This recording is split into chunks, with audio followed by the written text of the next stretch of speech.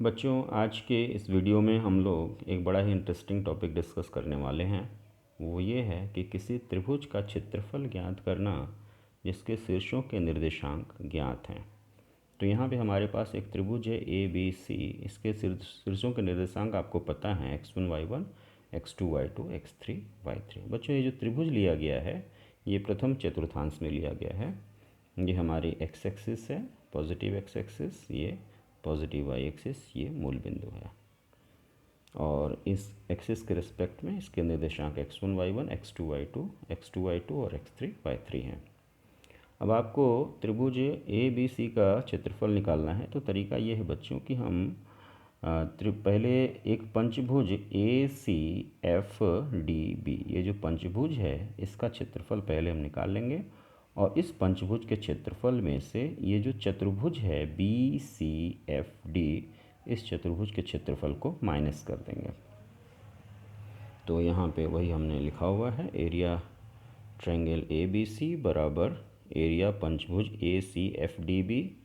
ACFDB minus area चतुर्भुज BCFD। अब ये जो पंचभुज का जो क्षेत्रफल है बच्चों, इसको फर्दर हम फिर दो पार्ट में डिवाइड कर सकते हैं। इस पंचभुज के क्षेत्रफल को हम लोग लिख सकते हैं एरिया AEDB, यानी ये चतुर्भुज की एरिया, प्लस एरिया ACFE, यानी ये चतुर्भुज और ये चतुर्भुज, इन दोनों चतुर्भुज के एरिया को जोड़ देंगे तो पंचभुज की एरिया आ जाएगी। वही लिखा हुआ है, एरिया पंचभुज ACFDB बराबर एरिया चतुर्भुज AEDB प्लस एरिया चतुर्भुज ACFE माइनस एरिया BCFD। अब सवाल उठा कि हम ये एरिया निकालेंगे कैसे। तो ये बच्चों, ये समलम चतुर्भुज है। समलम चतुर्भुज मतलब इसके दो भुजाएं समांतर हैं। तो समलम चतुर्भुज के क्षेत्रफल का फार्मूला होता है 1/2 समांतर भुजाओं का योग, समांतर भुजाओं का योग गुणे उनके बीच की दूरी। ये फार्मूला होता है बच्चों। तो यहाँ पे समांतर भुजाएं हैं ये वाली, यानी AE और BD। तो इनका योग निकालेंगे। तो पहले पता करेंगे है कितना। तो इसका निर्देशांक है x1 y1, यानी O से E की दूरी x1 होगी और E से A की दूरी y1। तो ये दूरी y1 हो गई। बिल्कुल इसी तरह B का निर्देशांक है x2 y2, तो O से D की दूरी x2 और B से D की दूरी y2 होगी। तो समांतर भुजाओं का योग हो जाएगा y1 प्लस y2 और उनके बीच की दूरी निकालनी है, DE निकालना है। तो इस दूरी में से, यानी OE में से अगर OD को माइनस कर देंगे तो ये आ जाएगा। अब OE हमारा है x1, क्योंकि निर्देशांक x1 y1 है। तो OE हमारा x1 है और OD है x2। तो x1 माइनस x2, तो ये आ जाएगा। तो बीच की दूरी हो गई x1 माइनस x2। तो y1 plus y2 into x1 minus x2 बटा 2, ये इस समलम चतुर्भुज का क्षेत्रफल हो गया। ये यहाँ पे लिखा हुआ है 1/2 x1 minus x2 into y1 plus y2। फिर चतुर्भुज ACFE, इसका एरिया निकालेंगे। तो समांतर भुजाएं देखिए बच्चों, यहाँ पे हो जाएगा बिल्कुल उसी तरह y3, क्योंकि निर्देशांक x3 y3 है।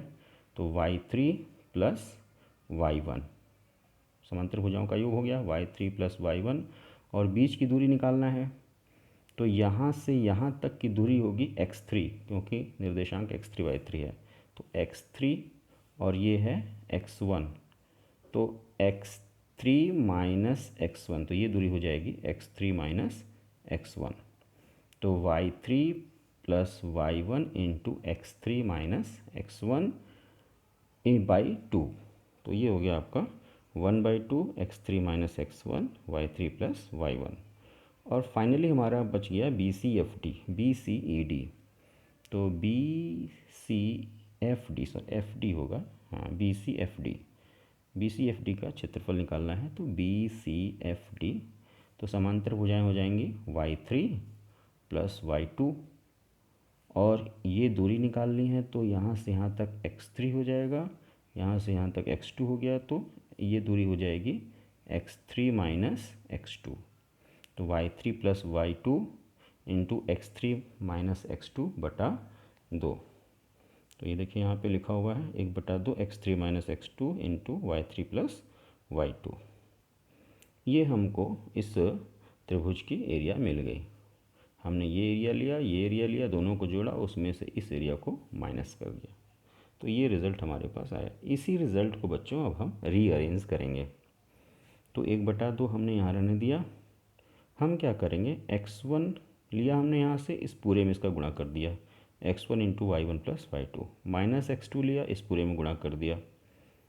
फिर x3 लिया, y3 प्लस y1 हो गया, माइनस x1 लिया, y3 प्लस y1 हो गया।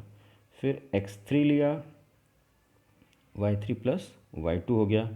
चूँकि बाहर माइनस है तो माइनस x3 होगा, y1 प्लस y2 होगा, और यहाँ बाहर माइनस है तो माइनस माइनस ये प्लस हो जाएगा, तो plus x2 into y3 plus y2, और ये यहाँ पे ब्रैकेट क्लोज हो गया। हाफ हमने बाहर ले लिया, ये जो हाफ था इसको हमने बाहर ले लिया। अब बच्चों इसको हम फिर से आगे बढ़ाते हैं। हम क्या करेंगे कि x1 जहाँ जहाँ है उसको एक साथ ले लेंगे, x2 जहाँ जहाँ है उसको एक साथ ले लेंगे, और x3 जहाँ जहाँ है उसको एक साथ ले लेंगे। तो x1 लिया हमने, तो x1 के गुणांक है यहाँ पे y1 प्लस y2, तो ये लिख दिया। और कहीं x1 है, देखिए यहाँ पे x1, तो x1 इन दोनों जगहों से हमने जब x1 कॉमन लिया तो y1 प्लस y2, और यहाँ से हो जाएगा माइनस y3 माइनस y1, ये हो गया। फिर x2 जहाँ जहाँ है वहाँ से कॉमन ले लेंगे, तो x2 एक यहाँ पे है, x2 यहाँ पे है, x2 कॉमन ले लिया तो y3 प्लस y2 और माइनस y1 माइनस y2, ये हो गया। फिर x3 जहाँ जहाँ है वहाँ कॉमन ले लें, तो x3 ये है और x3 ये है, x3 कॉमन ले लिया तो आपके पास बचा y3 प्लस y1 और माइनस y3 माइनस y2। अब जो कैंसिल आउट होना है उसको कैंसिल आउट कर देंगे, तो हमने यहाँ पे y1 यहाँ पे कैंसिल आउट हो जाएगा, तो बचेगा x1 y2 माइनस y3। और फिर यहाँ पे क्या कैंसिल आउट होगा, हमारा y2 कैंसिल आउट होगा और एक y3 माइनस y1। यहाँ पे हमारा y3 कैंसिल आउट होगा y1 माइनस y2, यानी कुल मिलेगा 1/2 x1, y1 कट गया है, y2 माइनस y3, ये देखिए 1/2 x1 y2 minus y3 plus x2 यहाँ पे y2 कट जाएगा तो y3 माइनस y1, तो x2 y3 minus y1 plus x3 के लिए बचेगा आपको, x3 है तो y3 कैंसिल आउट हो जाएगा, y1 माइनस y2, तो x3 y1 माइनस y2, ये आपका फाइनल रिज़ल्ट आ गया इतने मात्रक। बच्चों ये फार्मूला है किसी त्रिभुज का क्षेत्रफल निकालने का, जबकि उसके सभी शीर्षों के निर्देशांक हमें ज्ञात हों। अब बच्चों सवाल उठा कि इस फार्मूले को याद कैसे रखेंगे। तो याद करने का तरीका ये है कि ये जो भी निर्देशांक आपको दिए हों, आप वो निर्देशांक को एक लाइन में लिख लीजिए। सबसे पहले हाफ लिख लो, हाफ ऐसे लिख लिया, ब्रैकेट में रखिए, यहाँ से x को उठाइए, x ले लिया तो हो गया x1। अब आप आगे बढ़िए, बाकी दो जगहों से इसी ऑर्डर में चलेंगे, ऐसे ऐसे फिर ऐसे। तो बाकी x1 आपने लिया तो बाकी दो जगहों से आप y को माइनस करिए, तो y2 माइनस y3, तो x1 y2 minus y3, y2 minus y3।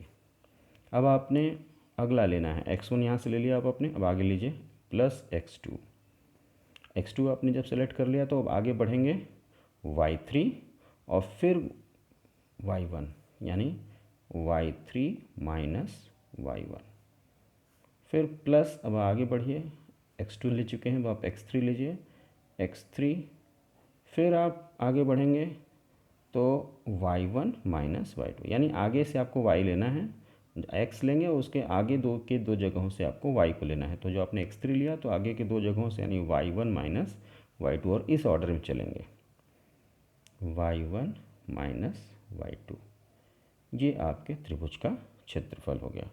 तो बच्चों इस तरह से इसको याद रखना है आपको। और एक चीज़ और है कि मान लीजिए कि हमने जब इसको कैलकुलेट किया कभी ये निगेटिव आ गया, तो निगेटिव हम नहीं लिखते, उसको पॉजिटिव लिखते हैं, क्योंकि क्षेत्रफल हमेशा पॉजिटिव होता है। और जो भी मान आएगा उसके आगे आप लिखेंगे मात्रक, ये लिखना ज़रूरी है, क्योंकि क्षेत्रफल है तो उसका कुछ न कुछ मात्रक होगा ही होगा। तो चाहे डिस्टेंस फार्मूला यूज़ करें चाहे क्षेत्रफल निकालें, हमेशा मात्रक लिखना ज़रूरी है। डिस्टेंस फार्मूला आप यूज़ करते हैं तो वहाँ भी आप जब लिखते हैं √x1 - x2 का whole square plus y1 - y2 का होल स्क्वायर, तो जो भी मान आता है उसके आगे मात्रक लिखना ज़रूरी है। इसी तरह क्षेत्रफल जब निकालेंगे तो वहाँ भी आपको मात्रक लिखना ज़रूरी होता है।